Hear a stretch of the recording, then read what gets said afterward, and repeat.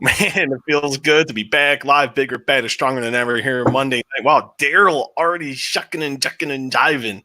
Welcome to the latest Walkway to Fight Club. Happy Monday, everybody. The man to the right, the handsomest Puerto Rican in all the land, DY Daryl Rivera. Man, you were just busting out those hats. Love it. Dude, you should see my collection. I have at least more than 50 hats.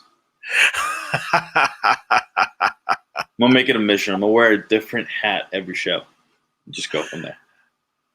You know, I used to be a big hat connoisseur. And then what happens when you get old and what happens when you get married and buy houses and do all this stuff. And you're going to realize this. I made mistakes.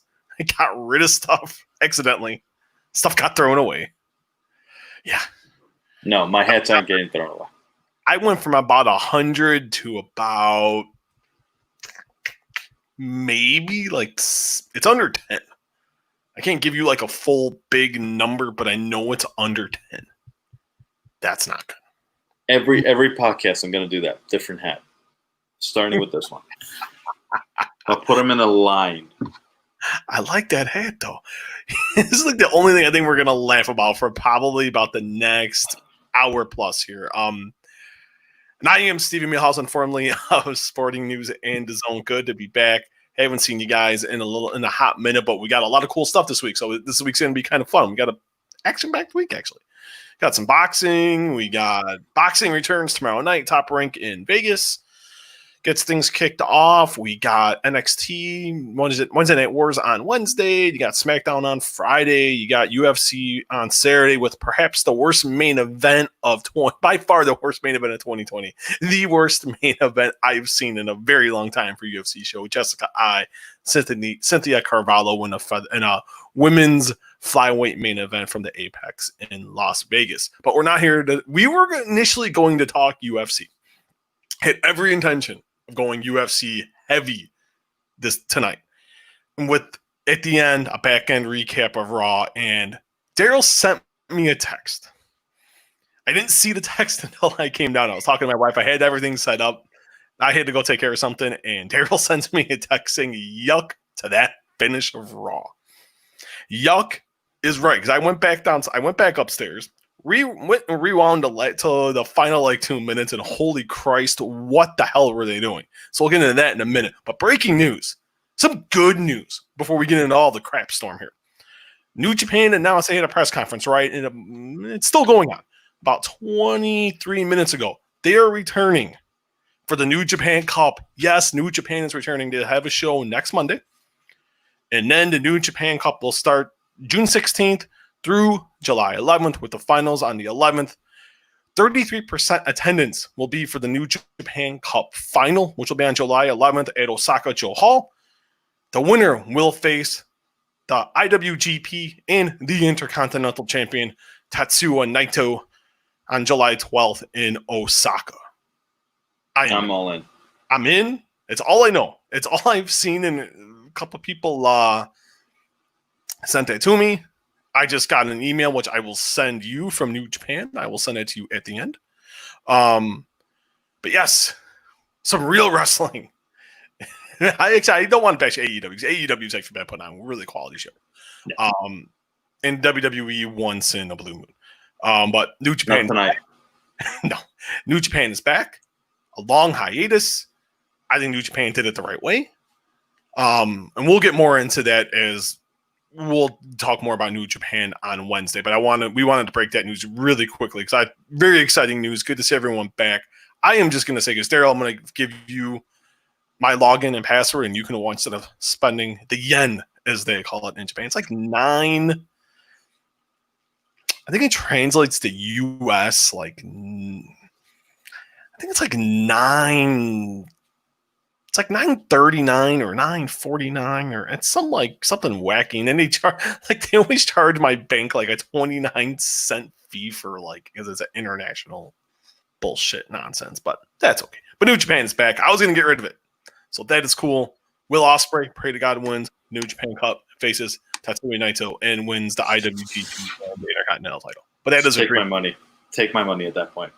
It's a dream. It's a dream. I don't think it's going to happen. But once they've announced the full list, we'll break down the New Japan Cup because I think that is going to be goddamn amazing. Everything they do is. Yes. Now to the bad news. Raw happened. The main event happened. That last hour, the show was going okay until that last hour, and that last hour was rough. Let's just go right to the main event because I'm more ticked off about anything about that. You were more mad about that I was at first. I'm like, wait a minute. And I saw that. I was like, whoa.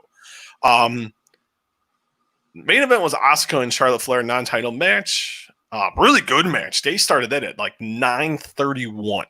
You knew it was going to go long. Sasha Bailey came down, did commentary, which I thought was cool.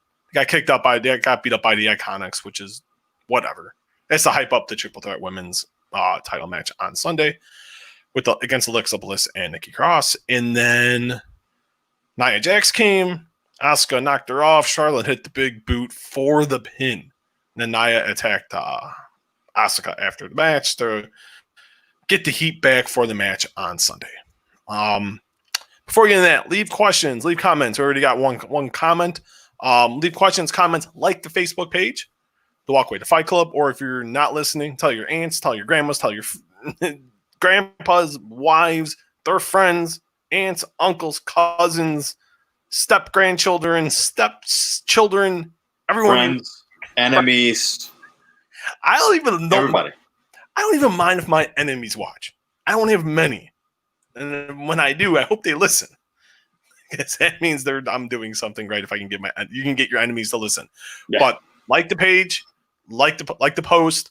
If you're watching on YouTube, because you're also on YouTube this evening. So make sure you also subscribe to the YouTube page or just go to search Walkway to Fight Club. A lot of cool content already on there. Video interviews. I'm going to put some old archive stuff starting up tomorrow once I get home from the doctor. But I'm not dying. So Daryl already asked, and I said no. You're stuck with me, man. In the world, and I told my wife, you're stuck. I'm not going anywhere. Divorce costs so much money. I mean, I'm gonna get New Japan out of this, so I mean, I guess I'll be okay with it.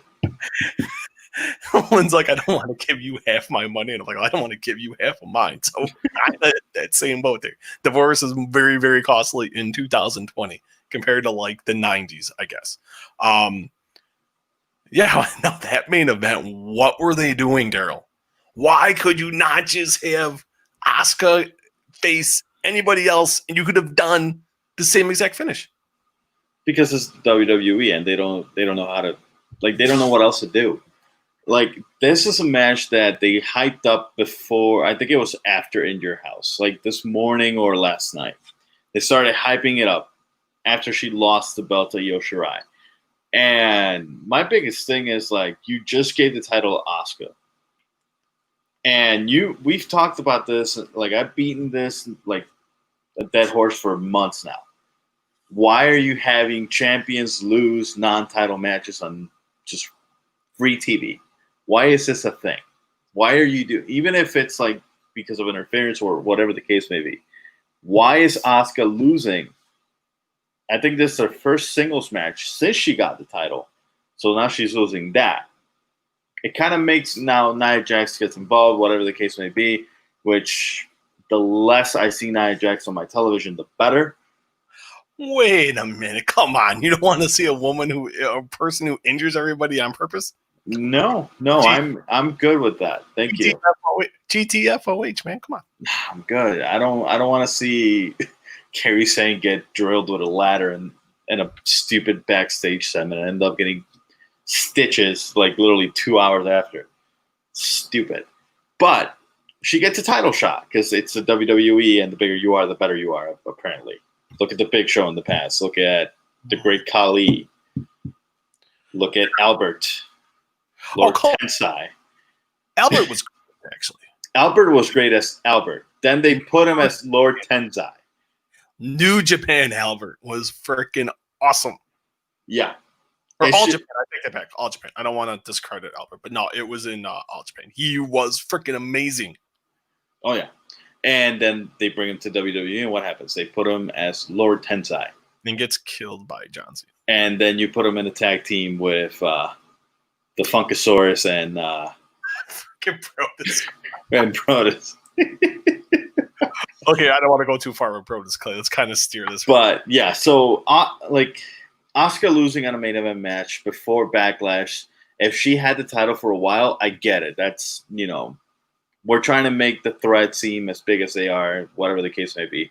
But you've been building Nia Jax to be an unstoppable force for 3 years. One title run.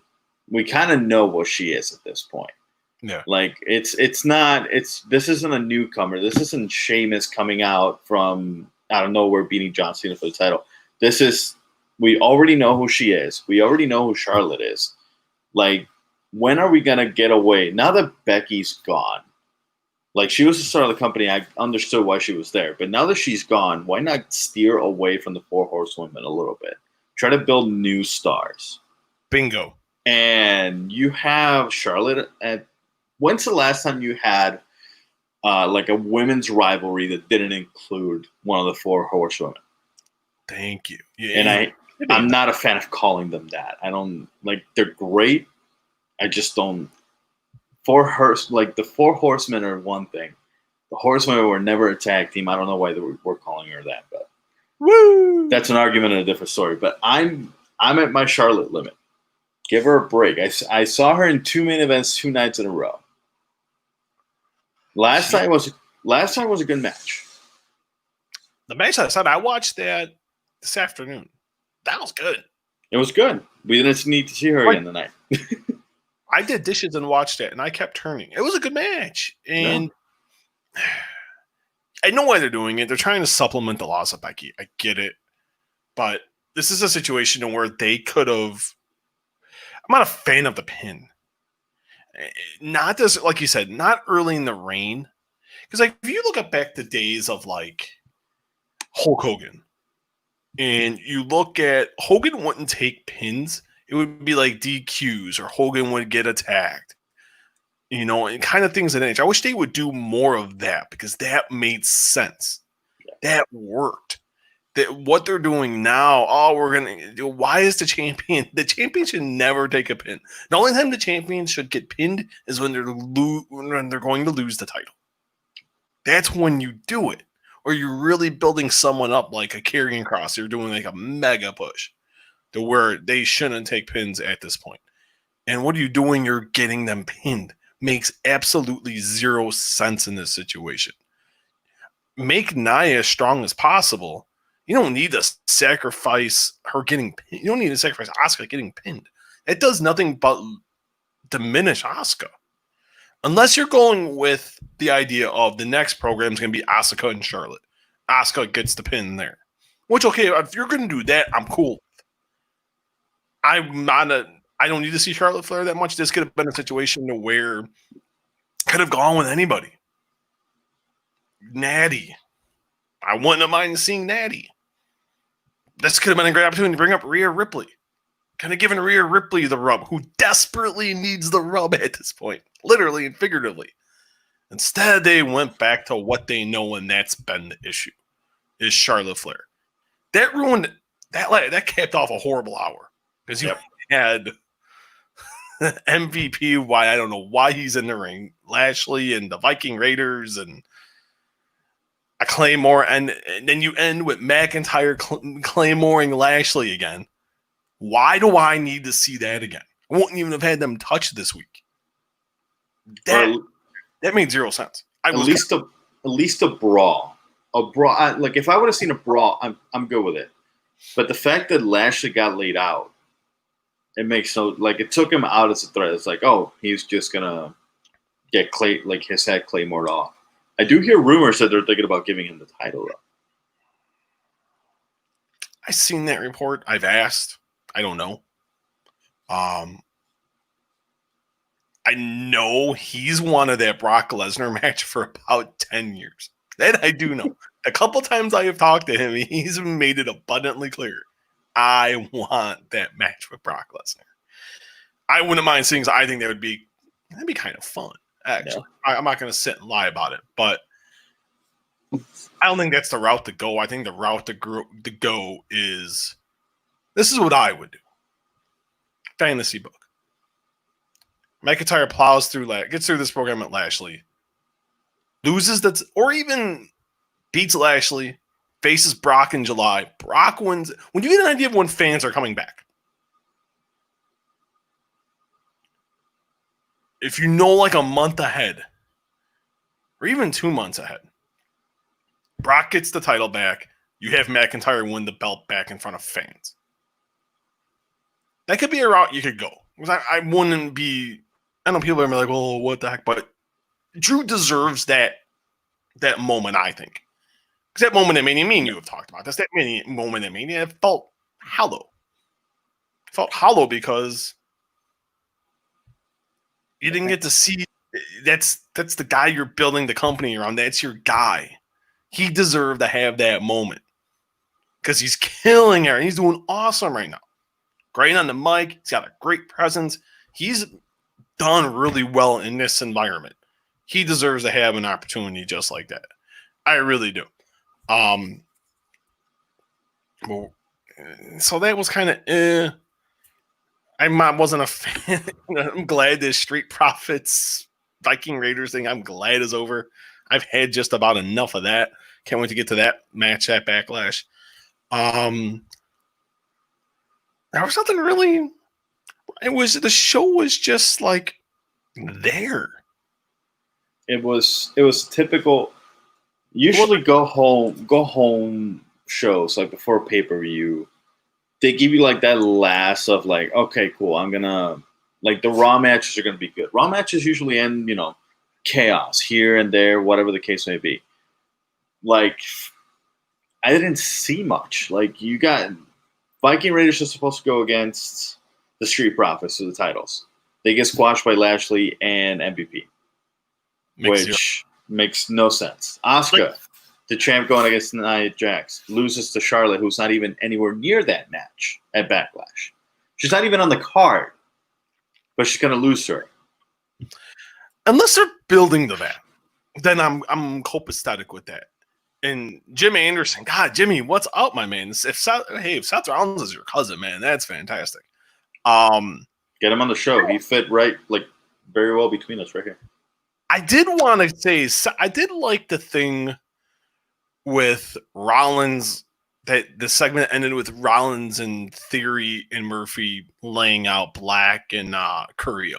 I did like that. That was well done. That was another thing I did really like on the show. I'm getting into this new Seth Rollins. I'm all in. He went from someone I really didn't want to see to now like, okay, cool. You got me on to something here. But I agree with you 100%. It's like you didn't do much to sell this. I get it, but it's like if you want to get this is like an opportune time to get people locked in, gain more subscribers. The UFC is doing very well with this. NASCAR is getting good ratings. I expect golf this weekend to kill it. I think golf's ratings this weekend are going to be fantastic because you got golf returning. UFC's been doing solid ratings on ESPN. Boxing comes back tomorrow. I think boxing is going to do very well tomorrow night, and I think they're going to do very well on Thursday. This because people want to see something. They want to see sports. WWE's in a prime spot here, and they're failing to capture the attention of the American public, which is, I think, more of a testament to them at this point. It should be about getting ratings and subscriptions. Give me a reason to watch. Give me a reason to get the network. They're not doing a very good job of that. And that might have been a reason why they announced like Charlotte versus Asuka, but at the same time, build new superstars. When you're relying on the same old all the time, and Charlotte's been around, like she was saying it in the match, 12-time champion. I'm like, all right, I've seen you win and lose 12 times. I'm good. I don't want to see it anymore. Let's move on to a different thing. And like, if you're in NXT, stay in NXT. Like, I want to see you get your rematch against Io Shirai. That's something I would want to see. I don't want to see you back on Raw. No, it's new. New is always better. And then you have, and I'm touching on the Seth Rollins thing. I love that program. What they're doing with Mysterio and everything, because they're starting to introduce Dominic as a potential guy that's going to have something going on here. And heel turn on your father, kick him. Yes, that's such a Vince McMahon move. Kick him right where it counts. I would do it. I 100%. If he's staying with the company, do it all day. Do it. Lead to a traditional. You know how AAA used to do like the mask versus mask, or like mask versus hair match. Do it.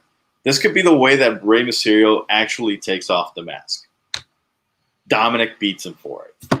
How epic would that be? A WrestleMania match. Dominic Mysterio. Mysterio loses, he retires, and takes off the mask. Boom. Booked. Book it. Look at that. Give you the pencil. Give me the pencil. I'm booking Mania 37. Do you want? Can I have the eraser? The eraser for the pencil? Yeah. Sure. Can I hold the eraser? Sure. All right, cool. I want to put this comment, and then let's get to some more kind of exciting news. I like this comment because this comment enthuses me. Adam Michaels, thank you, my friend, for watching. Didn't watch Raw. Listen to you guys so I don't waste 3 hours of my life. Well, Adam, I wasted 3 hours of mine. The coolest thing about that was I got to hang. My little guy was very enthused by Seth Rollins. He was like, just like a look because he came out in the mask. My little guy thought my soon-to-be 1-year-old, my Nate on Thursday will be 1. He was very excited about seeing Seth Rollins in his glasses. Arguably the best thing going on in Raw right now. Arguably. Oh, absolutely. Christian Jose D'Amelio Primo. Oh, that's just saying hi to me, my man. ¿Qué pasa, primo? What's going on? Thanks for gracias por ver. Hey, rock on, man. All right. I don't know why I said rock on. I greatly apologize. Jim Anderson talking about Seth Rollins is my cousin. Okay. All right. Let's get into this. God, I don't even know where to start with the UFC. Kind of guess we'll just go here. As of today, at 10:42 Central Time, 11 almost midnight on the East Coast, and almost I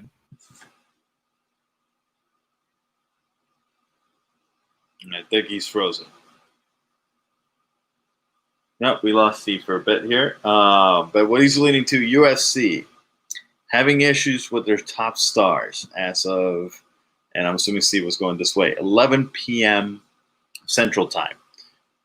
John Jones, Conor McGregor, Jorge Masvidal, and I would even throw Henry Cejudo in there because he recently retired for this, having problems with the UFC. McGregor retired, announced his retirement on Twitter, then posted a picture of a retirement cake made by his son, which is cute, but, retiring, which I can't take serious, but it is what it is. John Jones, back and forth with the UFC. Him and Dana White keep going back and forth over money. And Dana White saying that he wanted Deontay Wilder money. John Jones saying, I never even made an offer, so I don't know where you're getting this information from. And who was the third guy? Jones and Jorge Masvidal does not like the structural, like the contract structure that he's been offered.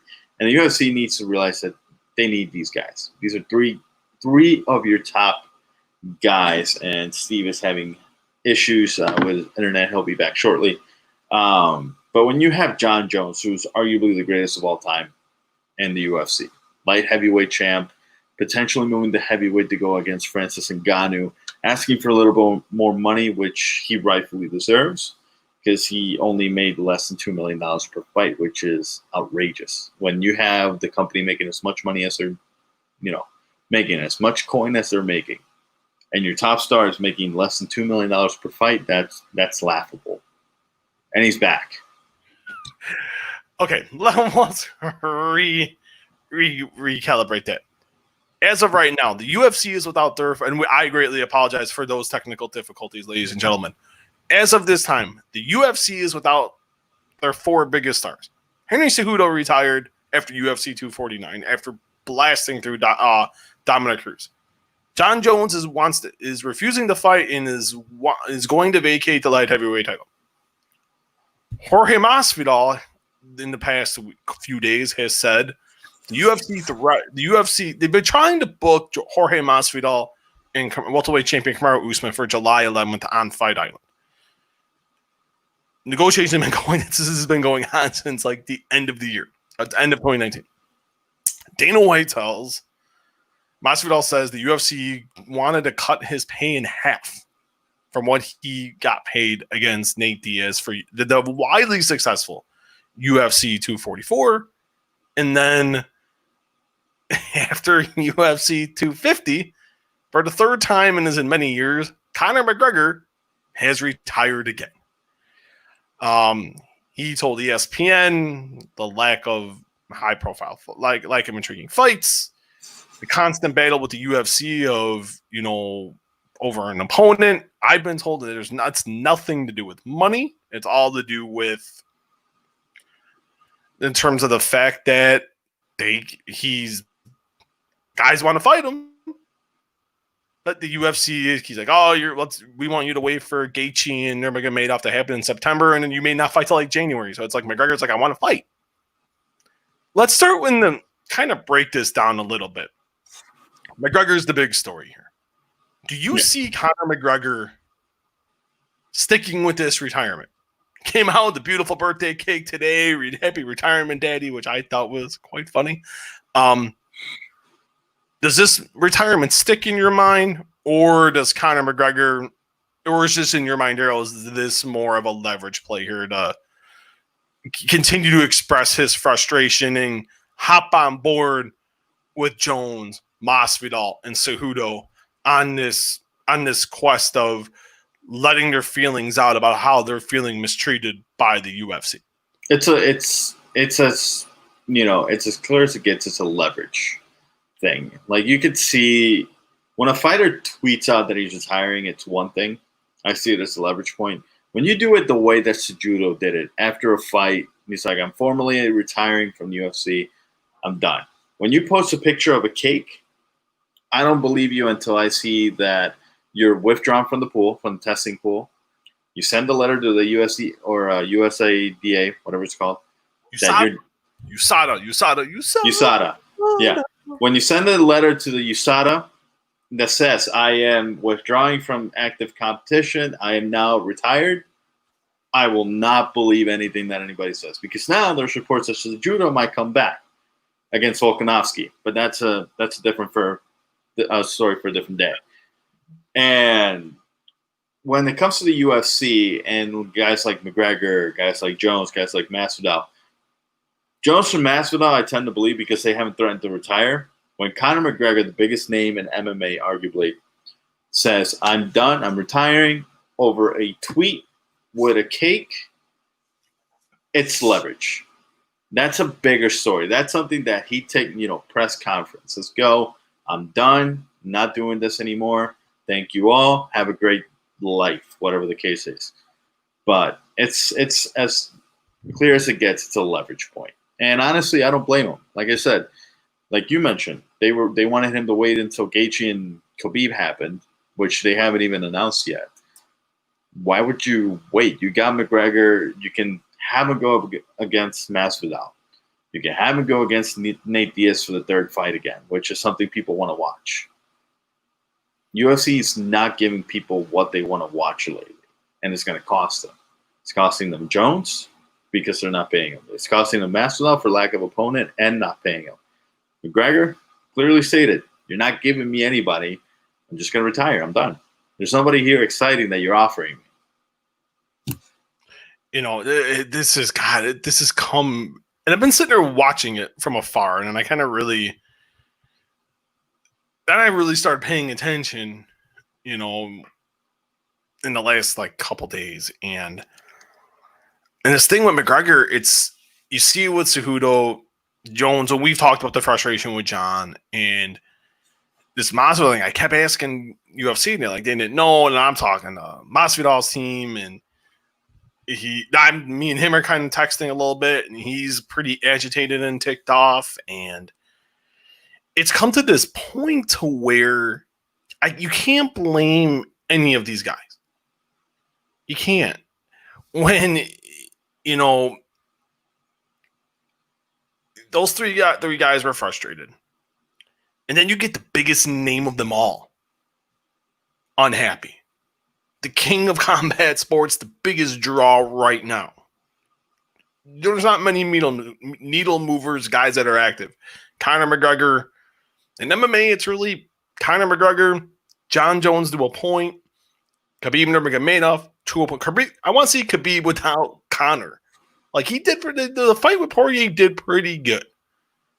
I thought should have done better. I think the fact they held it in Abu Dhabi, I think really didn't do them really any favors in terms of that. And I think the pay-per-view did okay. The time of day hurt it as well.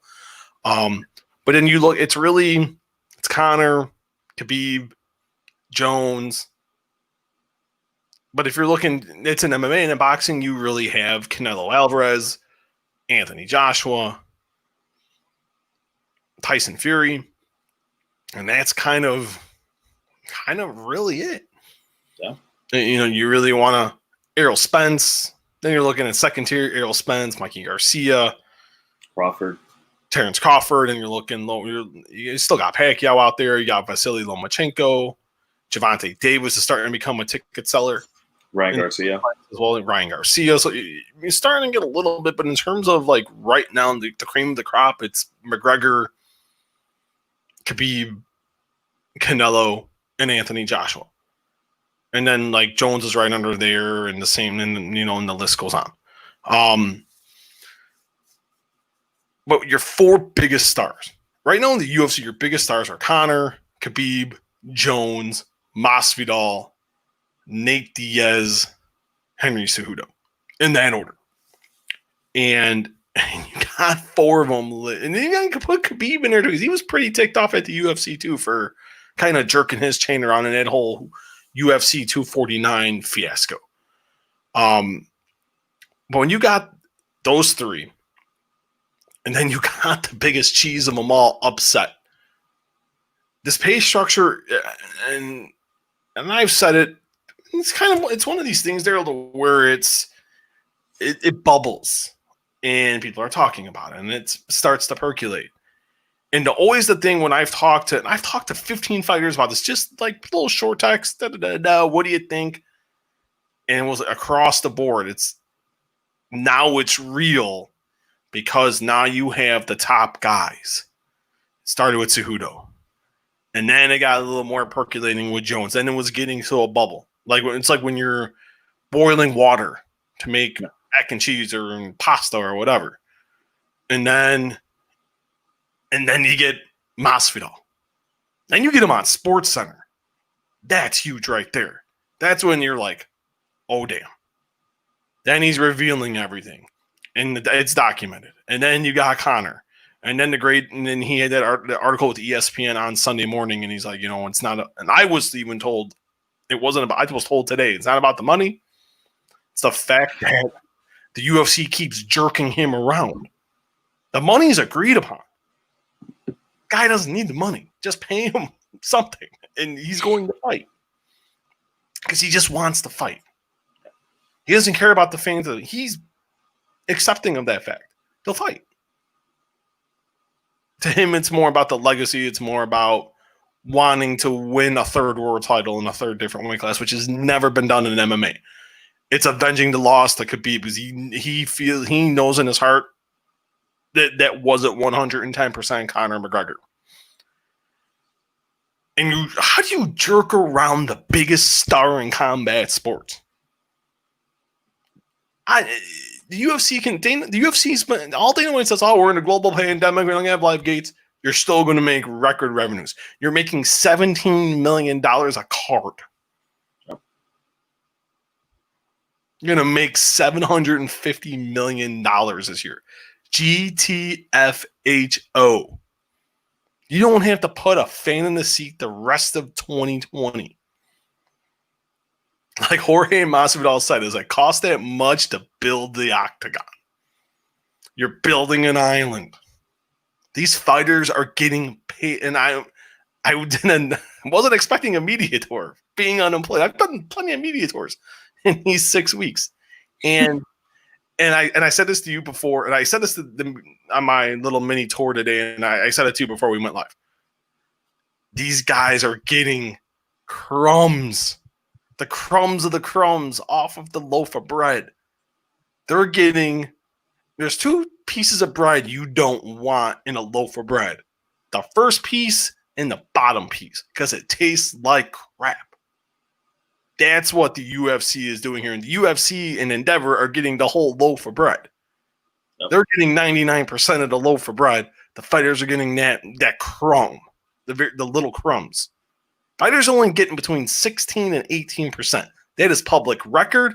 Anyone who wants to challenge that, all you gotta do is just search UFC fighter revenue, and it's all in court documentation. So the UFC can't lie about it because the UFC said it. They want to keep revenue under 20%. The fighters are now getting smart.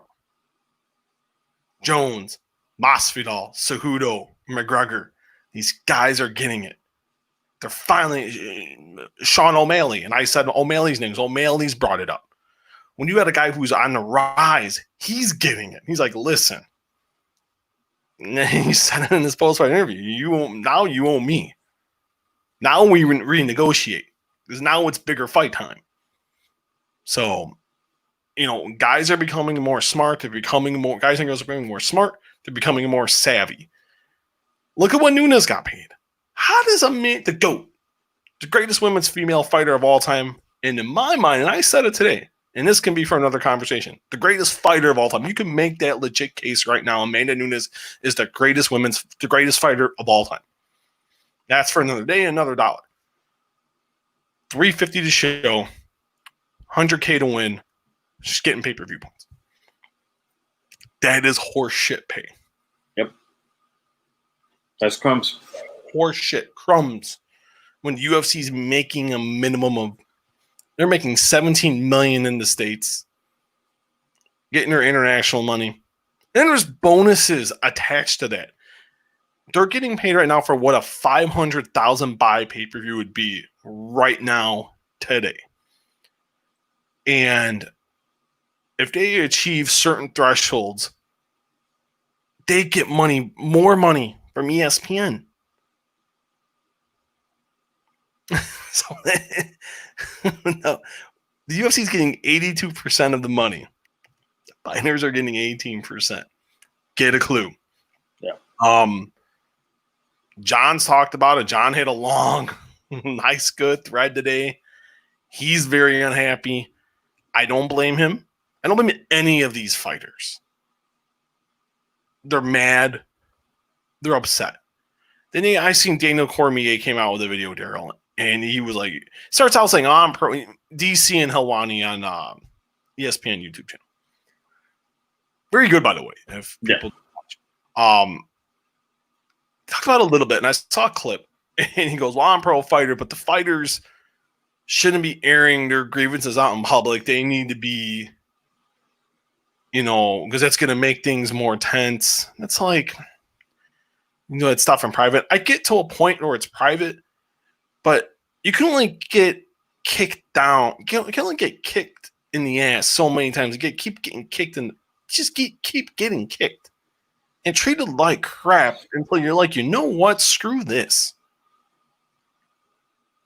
We're all getting, and like Masvidal said, we're all getting treated like crap here. These guys are becoming, and he made a subtle comment to Cormier. There's some guys on that commentary team, who are up to UFC's, what, and I knew it was directed at Cormier. Yeah. And Rogan. And I get where DC's coming from, but you're not the guy to lead that ship because you're an employee.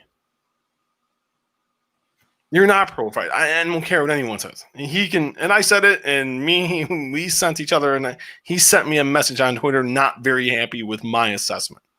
Now, Michael, tell me that I'm wrong. Tell me that I'm wrong. If you can tell me that there shouldn't be a union, because there should be. I'm like, if you can tell me that fighters only, like you, deserve only between 16 and 18% of the pie, when you look at all the four major sports, and they're between 45 and 52%. If you can tell me those sports deserve less, and they should get the same as you, GTFOH. Sorry, not buying that assessment.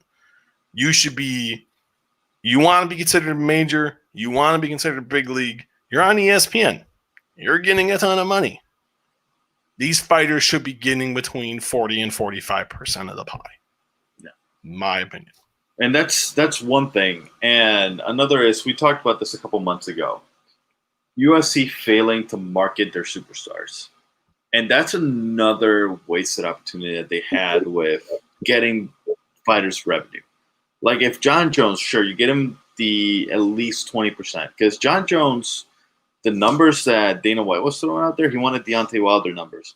Guess what? He's worth it. He's worth it. Because if Wilder got $30 million, John Jones is as big, if not a bigger name in combat sports. Bigger. Wilder is a big name in boxing, but not worldwide. You go out there to a common fan, you tell them, hey, do you know who John Bones Jones is? Yeah, he's the UFC guy. That's a guy that's never seen a fight in his life before, but he knows who John Jones is. He'll attract that viewer to watch that fight. He should get paid for that. And the fact that UFC not only isn't paying them, they're doing them a disservice by not marketing them to get sponsorships or anything like that. Like, I'm finally seeing like a commercial with Amanda Nunes for Modelo beer. Yeah, I saw that tonight. Yeah, that's good. Good for her that she got that. But the fact that UFC isn't helping them, market themselves, creating superstars. Hey, John Jones, we got you the sponsorship. They're gonna pay you X amount of dollars. Go ahead, get after it. Here's that money. They're not doing that. UFC fails at doing that, and that, in my opinion, is a huge disservice. And then on top of that, you got everything that's happening now. You're not paying them. And your top 4 guys, and it's going to be more, because when you see guys like Sean O'Malley, after knocking out Eddie Wineland, coming out and say, hey, we need to renegotiate. He's an up-and-coming guy. Doesn't have 15 fights under his belt in the UFC like Cejudo did. John Jones does. McGregor, Masvidal. All these guys, there's going to be more people coming out and talking. It's not going to end here, because this is just starting. Everything is brewing. Now we got to see who else is going to come out. I wouldn't be surprised if Usman comes out and he's like, hey, I'm not getting paid what I'm due either. Like, who's to know, everything that's happening? Because it's such a big wheel in the UFC. There's so many things, so many moving parts. A lot of parts are going to start talking. And this, we got to see how the UFC reacts. Because if they lose those 4 guys, say John Jones goes to Bellator. Just imagine it. That is going to draw numbers. Big numbers. Because people are going to want to watch that. If you're the UFC, put your pride aside and you're like, hey, we got to stop that. We can't let any of these 4 guys go to the competition. I don't care how much we got to pay them. Can't let it happen. You said a very interesting thing there, and 2 things. I'll start with the thing you said at the end, and talking about going to Bellator. That would require the UFC to release these guys from their contracts. And Dana was talking, oh, these guys are independent contractors. No, they're not. No, they're not. And I could sit here and blast the MMA media here, because the way some of these guys handled that situation in the last week has been pretty horrific. Except for Kevin Iole, who I thought, really tried to press Dana really hard on this. And this whole thing is, if they released him, these guys, say they released all 4 of these guys, right? Say they just released Jones and Masvidal. You got to make sure, if you're Bellator, you'd get your return on investment. Way you do that, you go pay-per-view route, you put the fights on CBS. You're not putting them on Paramount. I'd say you put a fight on DAZN, you had to put a fight on CBS. Now they're all lined with Showtime, so maybe you put a big card on Showtime, or if John's gonna fight, you put him on CBS. Same thing with Masvidal. You try to maximize your return on investment. Maybe you put John on CBS, you put Masvidal on DAZN. Try to help out DAZN with the subscriber base, and you try to keep building that relationship, and then put John on CBS. They would do extremely well. They would make the money back in advertising, because you're having the greatest fighter of all time. Yeah, he's only Ryan Bader would probably be about the only guy that's really worth him fighting there. I also just don't think Bellator has a deep enough light heavyweight and heavyweight roster at this point. I think Masvidal would be better off going to Bellator because 170 is stacked over there. 155 isn't bad. They got a good one. They got a good lightweight division as well. So there's a couple weight classes where I think it would be better for Masvidal than it would be better for Jones. But it would be, say if John goes, then like I think it would be just a trickle down. They keep going down, and it would just kind of fester over. And then you talked about like, the marketing, and we've talked about that. The marketing sucks. Amanda Nunes, and I said it today. Amanda Nunes should be a megastar. And this is it's pretty simple ideological booking. She's plowing through people. If she was like skating by, getting a decision, oh yay, another dominant decision win. But no, she's starching people. When you're going out and you starch Ronda Rousey, Holly Holm, Miesha Tate, Chris Cyborg, the 4 greatest female fighters of all time, and she starched them all. That says more about them and their ineptitude to book, to market. She's easy. She got a great story. She's the first gay fighter to become a UFC champion. She's having a baby with her partner, top strawweight contender Nina Ansaroff. In 3 months, she's going to be a mom. Like all of this cool stuff you could have told in the last week, and they did zilch, squat, zippity doodah. No one wants to talk about that though. It's a major disservice. Major disservice to them. They do. This week showed me. I already knew, because I hadn't been in this game long enough. But I was at my tipping point. And I'm looking at all this stuff today. I just spent like 4 hours just like combing through everything, making sure like I was writing stuff down, and I started talking to some people. I'm like, my head hurts. This is just like, what is going on here? You can't market correctly.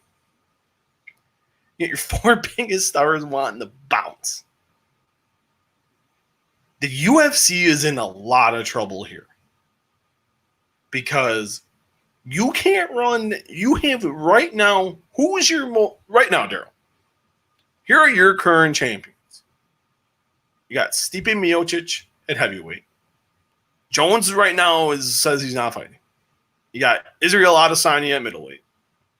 You got Kamaru Usman, who draws about as much as a roll of toilet paper. Adesanya can be a superstar. I think Adesanya is on his way. Stipe is on the way out to another guy they do a disservice by, Stipe Miocic, by the way. Oh, my God. Me and him have had that conversation. He's got one of the greatest stories in the history of the sport, and you got a real-life firefighter, the great American hero. You can't write that shit up. And he still screwed it up. Kamaru Usman, who can't draw a lick. You got one of the biggest stars in the sport in Khabib. You got Volkanovski, who, dude, he's got a great story. You should be telling that. Right now, you have no bantamweight champion. You have a vacant.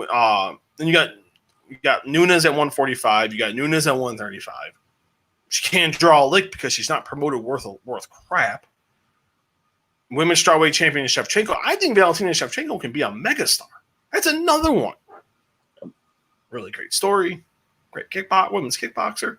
Only 2 losses are to the GOAT, Amanda Nunes. And then you got the men's flyweight title is vacant. And I think Benavidez and Figueroa are going to fight again on July 18th. And then you got Weili Zhang, who can be the biggest female star and perhaps the biggest UFC star in the history of the sport. China's got 6, 7, 8 billion people. She's a big deal in China right now. She's a big deal in Asia. And that fight with Joanna and Jacek at UFC 248, that turned her into a star here. But now that's another thing. You had a cap. Like I know right now, COVID-19, people are like, oh, there's COVID-19 right now. But out of those people, then you got like the Cormiers, DC's on his way out. So it's like you beyond your champions, and you got nobody in your mind right now. Who can be out of those names I said? Who can be out of since four guys are gone? Give me four fighters that can fill that void, or do you think they have four fighters that can fill that void? I think they do if they market. That's the problem. If they market them, yes, you do, because Adesanya is a superstar in the making. If they book him right, he has a good, and I know this is a wrestling term, but he has a good gimmick with the last style bender. I love that. Anybody that loves Avatar loves that name. And the fact that his fighting style is just so entertaining to watch. His mic skills, his social media, everything he does to promote himself is great. But the UFC doesn't do enough to promote him. The fact that he's not a name that common fans don't know, like you don't go on the street, like I said earlier with John Jones. If you say Charlotte inside, do you know who that is? No, I would have to look up who he is. That's the problem. That's why UFC people say that in wrestling it's easy because you control the outcome. That's not the case. In the UFC, if you don't control the outcome, that's fine. You just have to invest on the fighter. If he loses, guess what? The guy that beat him, boom, take him over, market the hell out of him. Hey, this guy beat John Jones. Run with it. But they don't do that. But if I have to give you four fighters, Khabib is still there. And Isaiah, Amanda Nunes, if you market her, she could be the greatest talent you ever had in the company. You mentioned that before. She's plowing through people. It's not like she's squeaking out, She's a better version of what Ronda Rousey was when UFC started with the women's division. She's a more badass version of Ronda Rousey. Because Ronda Rousey was great, but she also had the face like, hey, guys, how are you? Amanda Nunes will knock anybody out at any point. And she has that look that she's a badass. She will murder anybody on the spot. She has that marketable look. She has the story. She's going to be a mom. That's a thing. If you can market the fact that Amanda Nunes, as a mom, is still plowing through people left and right, how is she not making more than $350,000 in one night? You got the LGBTQ community. You have so much you can do with her. Like you said, you brought up the story, and it's just like one of those things I keep wrecking my head into the wall, and it's like, come on. What are we doing here? What is MMA doing that, NBA, and I always use the NBA markets their game so well. The NFL to me just gets by because it's the NFL. The NFL somehow stumbles into marketing well. And, and MLB is finally starting to get it a little bit. Now with what's going on now, if there's not a season, that's going to be a completely different ball of wax. And that's a whole other completely different conversation that we will definitely get into sometime this week. But at the end of the day, it's McGregor has to fight. How do you discredit your biggest star? I just look at that and it's like, whoa, what are we doing? You're doing something wrong here. Masvidal, ton of momentum. He had a banner 2019. The male GOAT in John Jones. A guy then you got Henry Cejudo, first UFC fighter to ever win an Olympic gold medal, and he was a dual champion. It's like you get all of these great things coming down at you, and you're concerned about a damn island that they don't need. And oh, for international flights. Well, international travel is starting to get eased, where you're able to. People are starting to be able to fly in and out of the country, so you can get in McGregor, you can get in now with Khabib, you can get these guys, Leon Edwards and Darren Till and Robert Whitaker, and you can start getting a Xilei Wang and Israel Adesanya and the Costas and the Aldos and guys of that nature. And Adesanya, you can start doing this stuff now. It's starting to, these travel restrictions are starting to get eased. Stop with your stupid island. Stop being cheap. Because you can make more, and this is always my thing, you can make more money. Vince McMahon became a billionaire, and Vince McMahon hasn't made many great decisions in life. He stumbled upon Hulk Hogan. He stumbled into Steve Austin. He stumbled into The Rock. And he stumbled into Brock Lesnar. Well, I'll give Jim Ross credit for those latter three. I will not give too much credit to Vince McMahon for bringing those guys, for the latter three. We'll give him credit for Hulk Hogan, because he did bring in Hulk Hogan. The Undertaker. Not a big draw. Later in his career, he was. Greatest creation, without a doubt, was Mark Henry. And we'll get into that later on this week as well. And we'll end with this, and then we'll go forward. And we'll get into Floyd Mayweather very quick. In your mind, out of those four guys, who do you expect to fight in 2020? For the UFC? Yeah. I'm assuming? Yeah. McGregor. Just because he's the one guy that hasn't taken a shot at the UFC directly. He hasn't taken it to Twitter yet. John Jones and Masvidal, they're exposing some skeletons in the closet that UFC has on the way they do business. McGregor just wants to fight. And I can see like UFC just cracking down, just saying, hey, all right, we'll give you this fight on this day in July or in September or whatever August. Just give him a fight. He doesn't want to fight in August. He wants to fight now, and it's like exactly. Book Diaz McGregor, like you said, put him in a fight. Just Diaz McGregor 3, McGregor Masvidal. Kamaru Usman can face Leon Edwards or Gilbert Burns, and you can let that's what McGregor. Okay, yeah, you're giving up money at the gate. I get the UFC's like, well, they're losing money at the gate, but you're still going to be raking in like minimum 700. You're going to be raking in about $750 million this year off of TV revenue. I don't want to hear the UFC saying we have no money. It's a global pandemic. GTFHO, people got to start right. Fans and media have to start getting onto the party, seeing what's going on here. More media is getting savvy about it. Some just don't want to say anything because that's a whole. I don't want to get into that. I don't want to. I'm very upset this evening about media in general. I'm right there with you.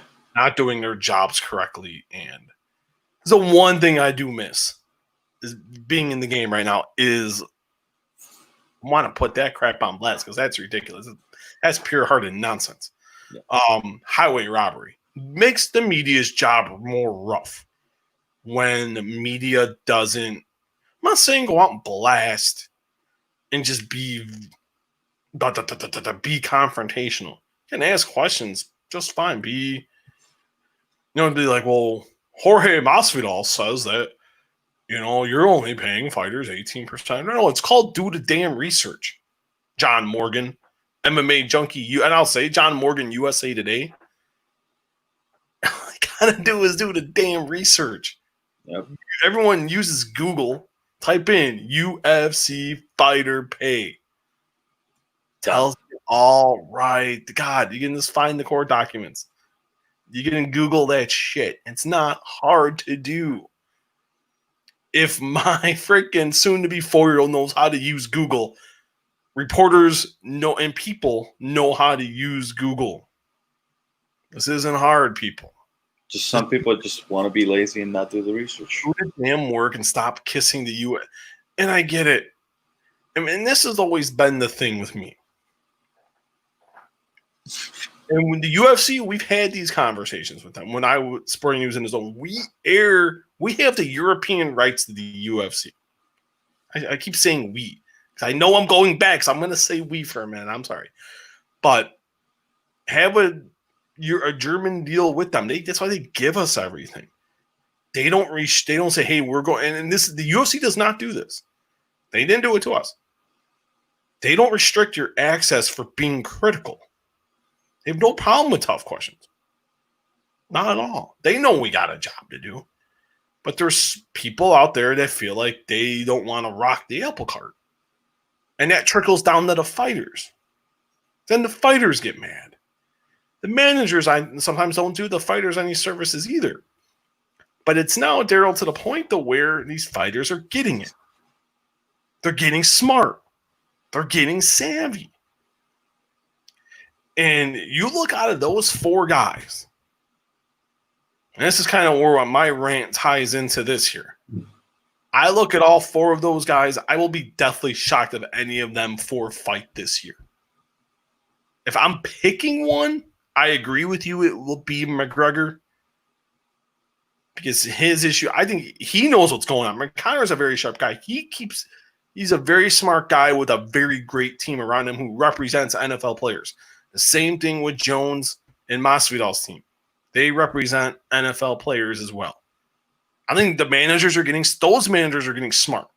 Audi Atara Paradigm Sports Management, great team. First round management, Malky Kawa, Abe Kawa, smart, very sharp guys. They know what's going on. Now their fighters are getting it. Okay. Wait, we're getting what? Hey, do a Google search. And they're like, wait, what? It's not Jorge Masvidal is bad at math like Dana White says. And it's not that John Jones is asking for Deontay Wilder money. Henry Cejudo just wants to get paid good money for being one of the greatest athletes of all time. And Conor McGregor just wants to fight. Your biggest star wants to fight. Oh my God, he wants to fight. So they can make a crack ton of money. McGregor fights now. Easy $1.5 million. Easily. Fights Diaz. Maybe double that. Minimum two and a quarter. It's a fight I would pay for. Ah, damn. It's a fight I would pay for, and I'm cheap. You tell me, $65 a pop. You're gonna make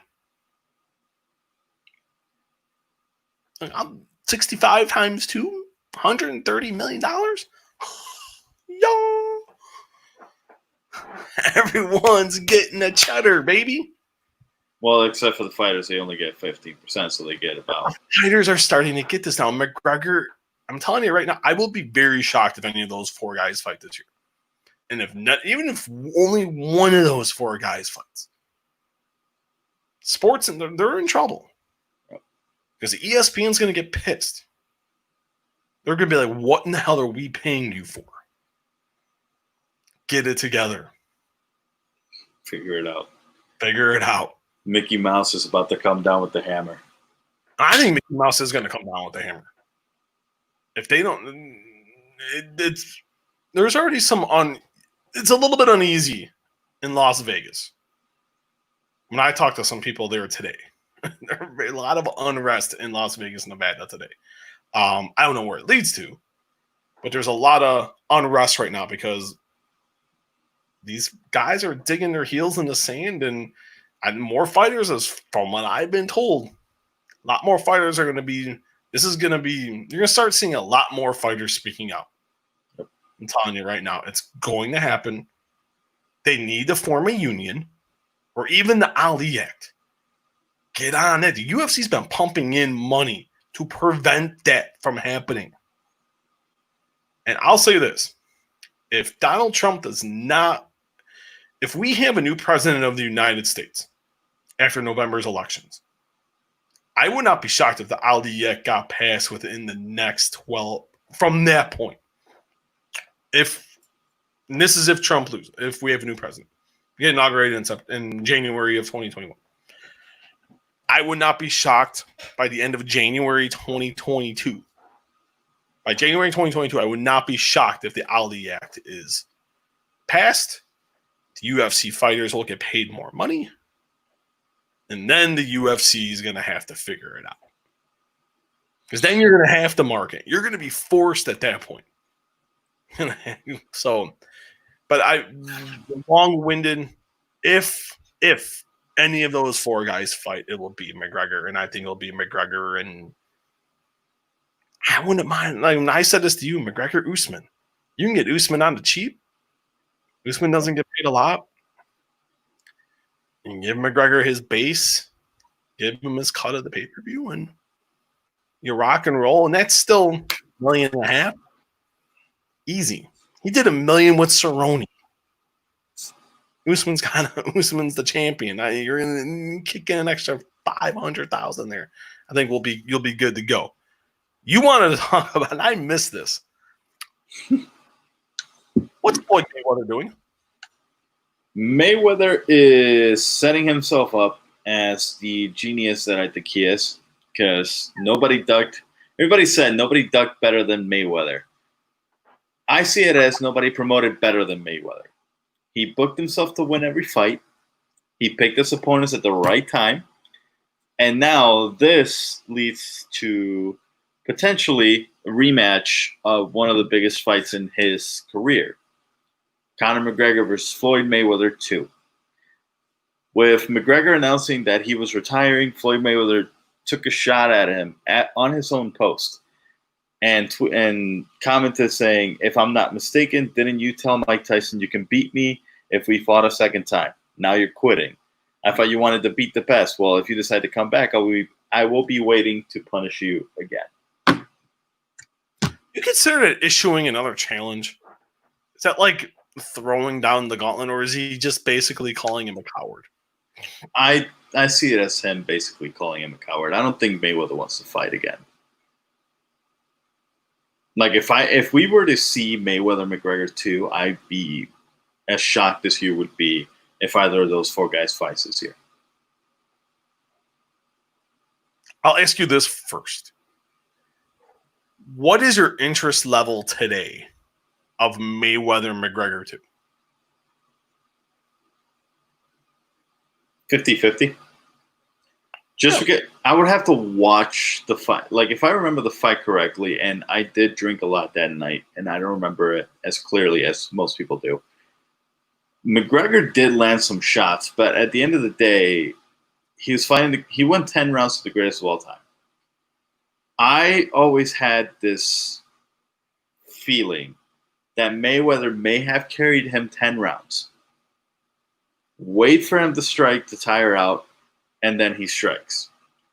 Why? To set up a second fight, because there's going to be people that are going to be, hey, McGregor had a chance if he was only more conditioned. Boom, another $75 million on the table. Boom, right there. Why not? But at the same time, Mayweather's older. He's slower. McGregor said if he's focused, he's going to be in the best shape of his life. And McGregor's one of the best strikers in UFC history. So that gives him a chance. So do I want to see it? Yeah. The reason I say 50-50 is because I don't think it's going to happen.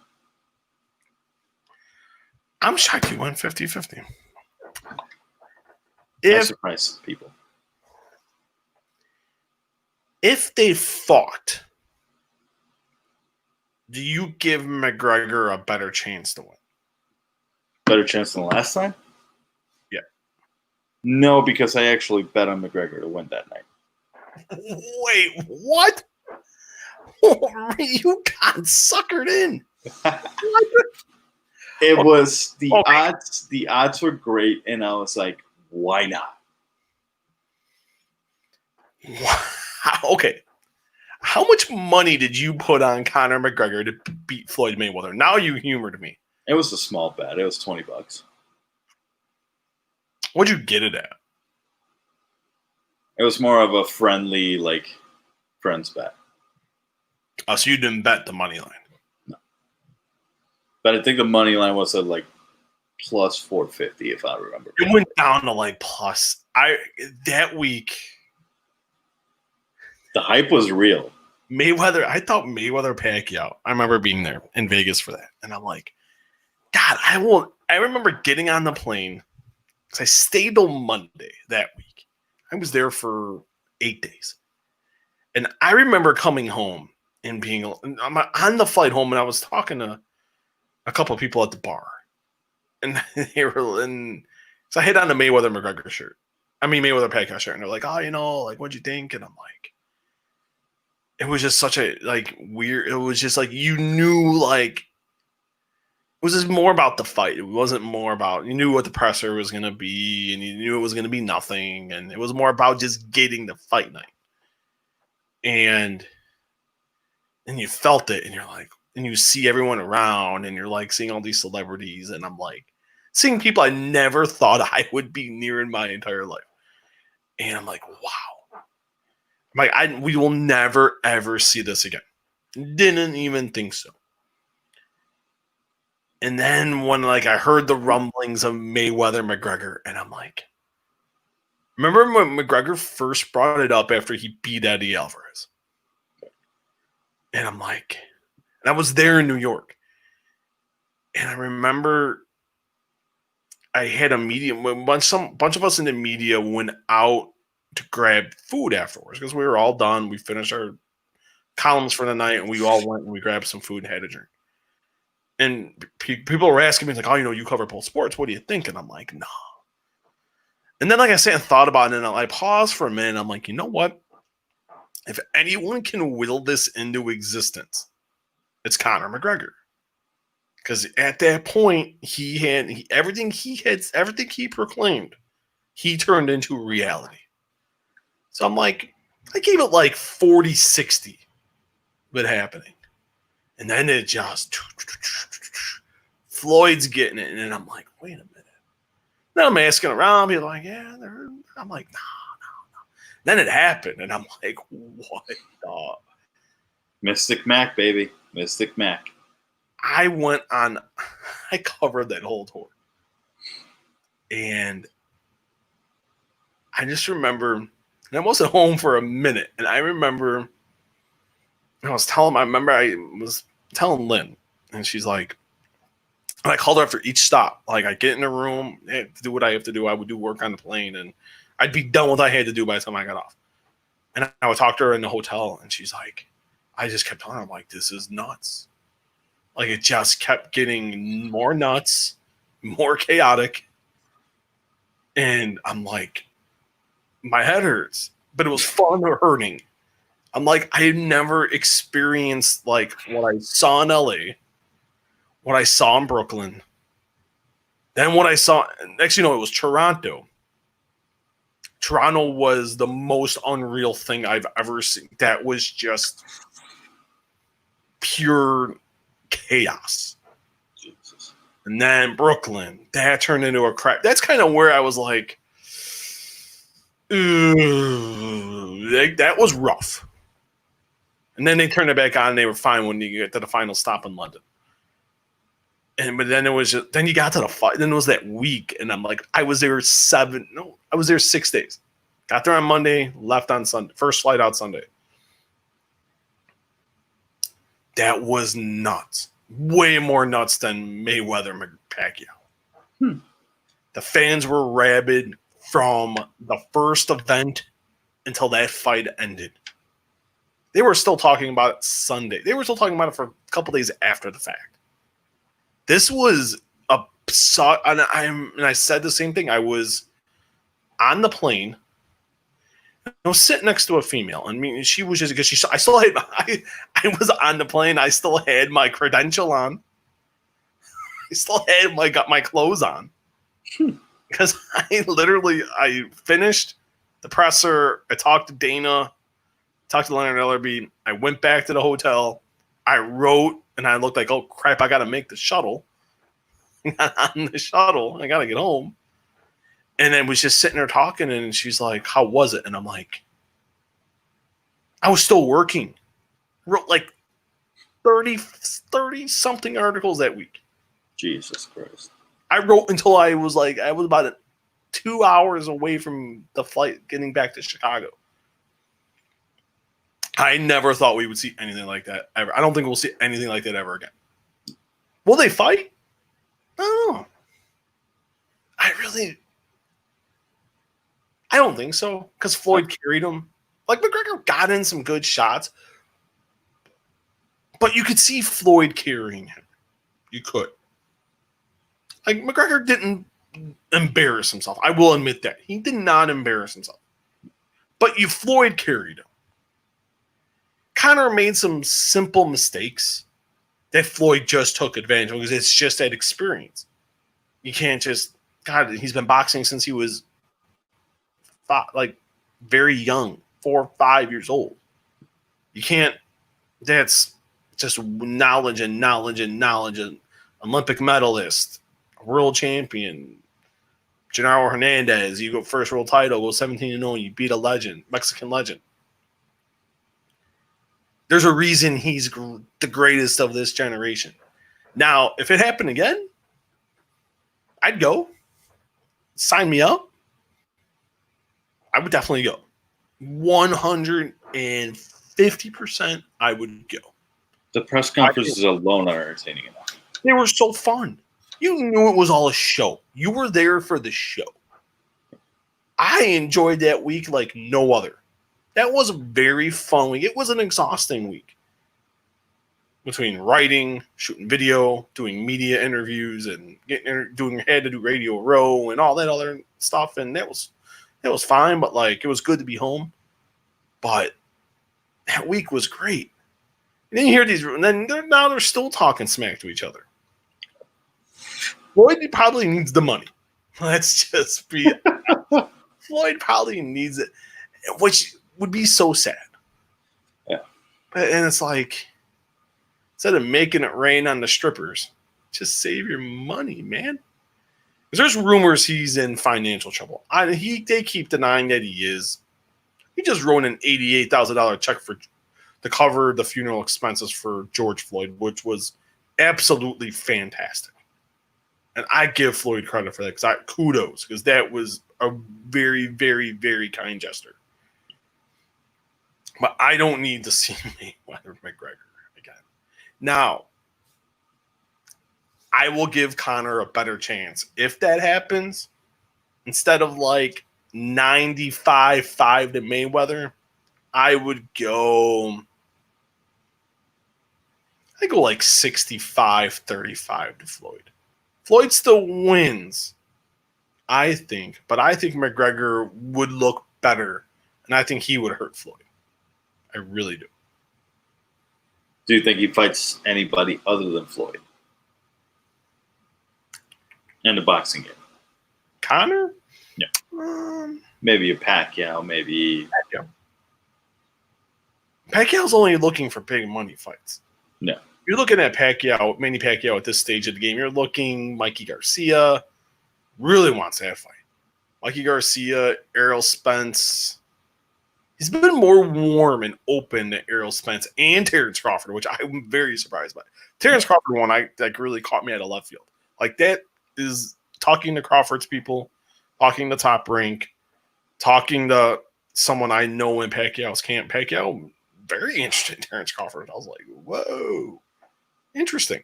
Okay. I'm about to get to the Pacquiao times in that list I'm going through in boxing. Oh, Pacquiao's a fun watch, and they when I asked about McGregor earlier this year, they were still interested. That was something that was piquing their interest, because Manny had tweeted about some stuff wishing Conor luck when he fought Cerrone. So like, they were at that time I asked, and they were, and even a little bit after that. If it's not Floyd, I think Pacquiao would be the only guy. And I think Pacquiao would do a circle dance around him and blast him. No. Pacquiao's just too quick. McGregor's heavy on his feet. He's more about methodical movement. He's more about trying to find his timing. And all Pacquiao's got to do. Even Pacquiao at this stage of the game, look at what he did to Thurman. Look what he did to Broner. And I think I think him and Garcia is going to, him and Mikey Garcia, I think are going to fight, and I think that's going to be a great fight. Yeah. But I would, at this stage, if it's not Floyd or Manny, I don't think Conor fights. It's easier money. You can make more money in boxing. Absolutely. Got to fund the whiskey habit somehow. Yeah. Got to fund proper number 12 at that point. But we'll end with, I still have it right here. I do not have any right now. I have to go buy some. Actually, that's a mistake on me. Boxing returns tomorrow night. ESPN. Shakur Stevenson. Felix Carballo. You're excited. I am pumped. Rate to me 1 through 10. Your excitement on boxing returning tomorrow night on ESPN beginning at 7 Eastern, 6 Central, and 4 Pacific. Right now it's a 10. It's going to fade down once I start watching the fights because then I'm going to be like, who the hell is that? But what if I find, like I was saying last week, find that diamond in the rough, baby, and just follow him the rest of his career. That's all I'm looking for tomorrow. Plus, Shakur Stevenson's fun to watch as well. Nah, he's a stud. Fighting at 130, non-title fight. Only way he says he wants to go to 126 if he's going to get that unification bout with Josh Warrington, and he doesn't feel like, just listening to some interviews he's done leading up to the fight, it doesn't seem like Shakur Stevenson really thinks that fight's going to happen. I know Josh Warrington wants that fight. I know Eddie Hearn wants that fight. It's the only reason really they signed Josh Warrington was to make that fight with Shakur Stevenson, because that's such a big fight for 126 pounds. Michaela Mayer, first name on this card, she tested positive for COVID-19. We wish her all, hopefully she's healthy and she ends up being okay. She's off the card. I always like watching her fight. And I was really wanting to see her get a fight in and then maybe pump out one more fight by the end of the year and really take that step I feel like she can take for women's boxing, because she's got the talent, she's got the charisma, she's got the looks, she had everything you need, and she can fight. The most important thing, you can be good looking and you can be charismatic, but if you can't win a fight, look at Adrian Broner. That's always my example to people. You can have certain things, but at the end of the day, when it's all said and done, you have to win fights. Give me a rating. We'll end with this. Give me a rating for tomorrow night's show. What do you think boxing can do? It's on a Tuesday, which is a weird time, but got to remember we had Tuesday night fights on USA back in the day. ESPN would used to run cards on Wednesdays and Fridays on ESPN2. What kind of rating needs to be done here? Especially it's a Tuesday night. So they're going to be doing Tuesday, Thursday for the time being. At least through June, and I think like through July as well. At least I know part of July. Are you talking, does it need to do at least like 1 million viewers, 750? What should this draw or average for the first couple weeks? If you get 700K, like for the first couple weeks, I think you'll be in good shape. Just because, and I don't think it's going to be hard for them to reach that, just because it's boxing's back. It's going to draw, at least tomorrow's card is going to draw attention. Based on tomorrow, then obviously Thursday, and then so on and so forth. But 700K is a good number, just because I'm basing it off like Wednesday. You have AEW and NXT; they both do around that. You want to compete with those type of numbers. Do you want 1 million? Of course, who wouldn't want? But that to me is a very high. Like, I'll be pleasantly surprised if they do 1 million, like, ratings tomorrow. If they do 700, I'll be more like, all right, I expected that. Because if this is a Tuesday, it's not the greatest card in the world. It's more for diehard boxing fans than, like, hey, let's watch some boxing. So 700,000, 750 is more than enough for me. I've been so torn on this number because on one hand, and I like what you said at the end there because of the card, and they're putting on a big name in the main event in Shakur Stevenson, the guy they're obviously building around. I think Top Rank should have come out firing, and if guys and girls were not finding a way to train, that is on them. Look at what the UFC did; they came out firing Gaethje. They were going to go Khabib and Ferguson until all of the chaos happened. You still had Cejudo and Cruz. And you were going to go with Ferguson and Khabib. It's like, this is where I think Top Rank really could have put a stamp. Could have made, I'm not saying it would have been hard for Warrington to get over here. But find the next available top contender at 126.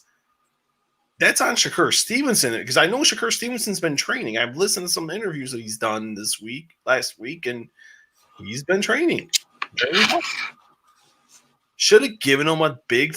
I'm not saying put him in there with the number 1, number 2, top 3 contender. At least make it exciting. Not a guy he's gonna plow through for his debut at 130. I think that was just a wrong move. I don't like. I mean, you broke down these fights recently, and I'm not a fan of really any of these fights. I think like 1 or 2 fights I was a fan of when we looked at the card. But it is boxing. And I think that's key. Boxing is back. It's good to have boxing back. That means I'm closer to my job possibly coming back. So that is some good news. Even though I'm having a ton of fun being at home, I planted flowers today, man. I planted some flowers. Oh my God, it was very therapeutic. I'm not going to lie. The dad was my little guy's my oldest. He was his little girlfriend's birthday today. So they played in the pool and they did some swimming, and I drank beer and he got to play, and it was a heck of a day, man. I'm like, this is kind of fun and getting paid. It was even better. I'm like, all right. And then I'm like, oh, boxing's coming back up. It's getting closer. It's getting closer and closer. It's getting closer, which is good. But I just don't like what Top Rank's doing here.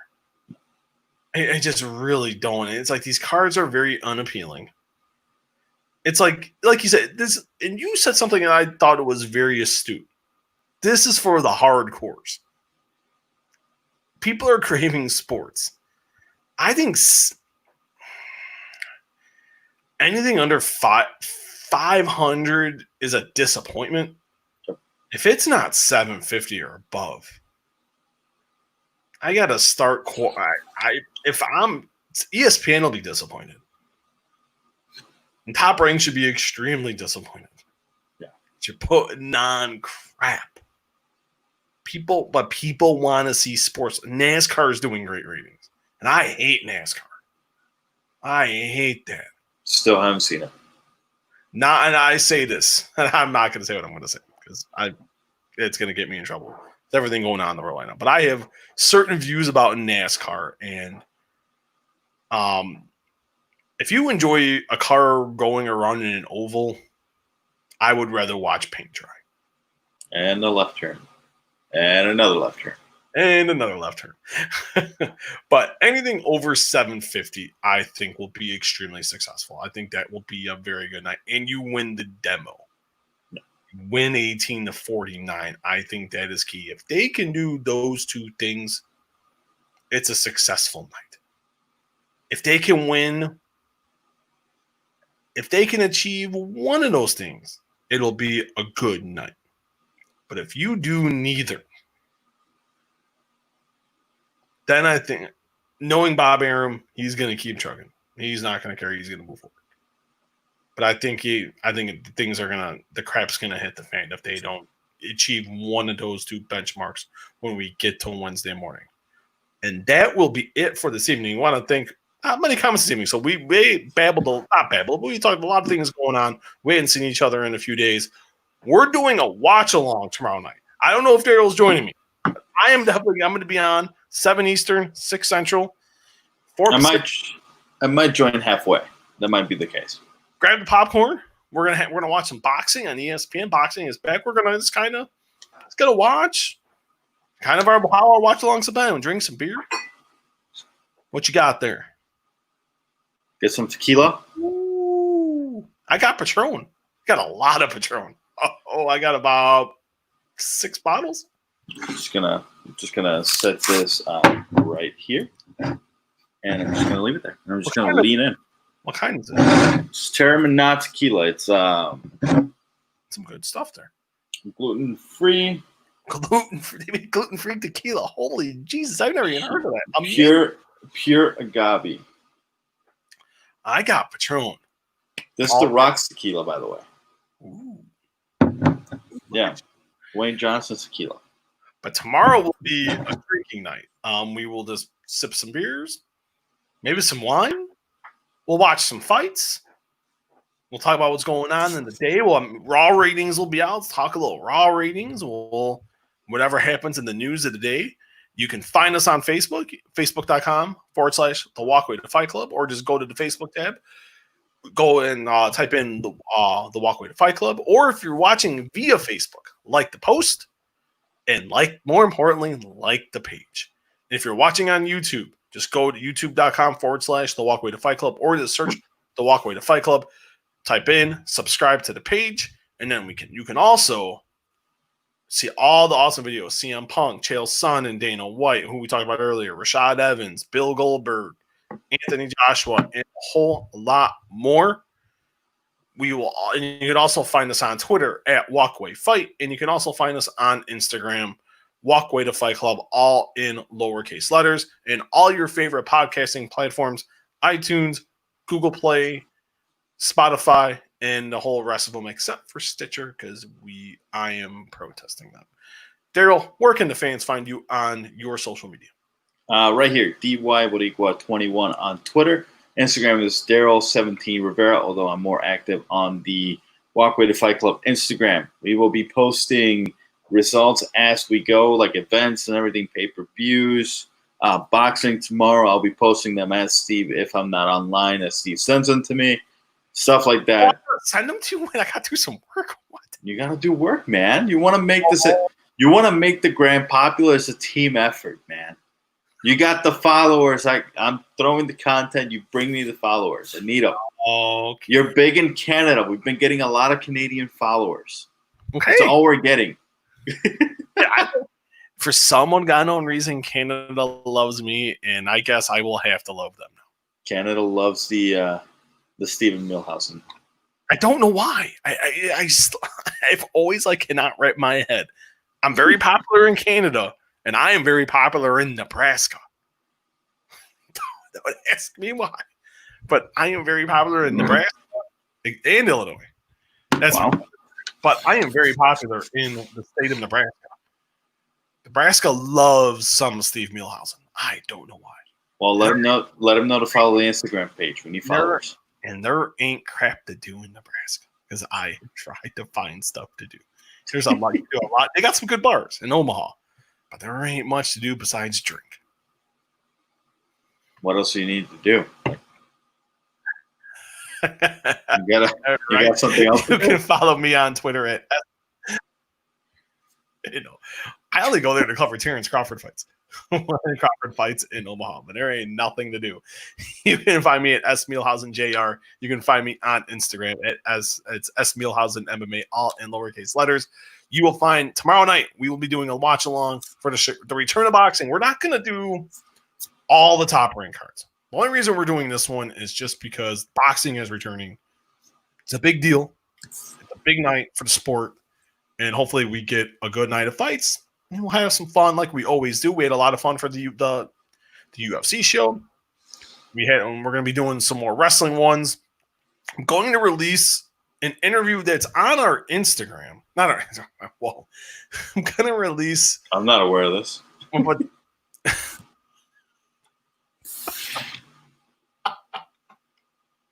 released on Instagram without my consent. What is this?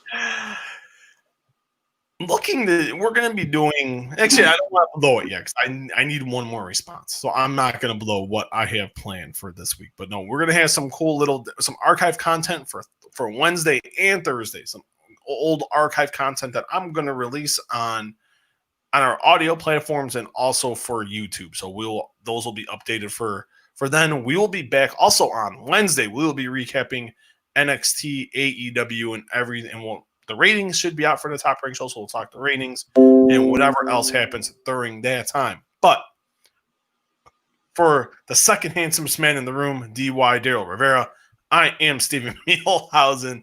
We will see you tomorrow night, 7 Eastern, 6 Central, for the return of boxing. Top Rank returns on ESPN. Will be live at 7 Eastern, 6 Central, 4 Pacific. We will see you. Actually, no, yeah, tomorrow night. It's not midnight yet. We will see you guys tomorrow night.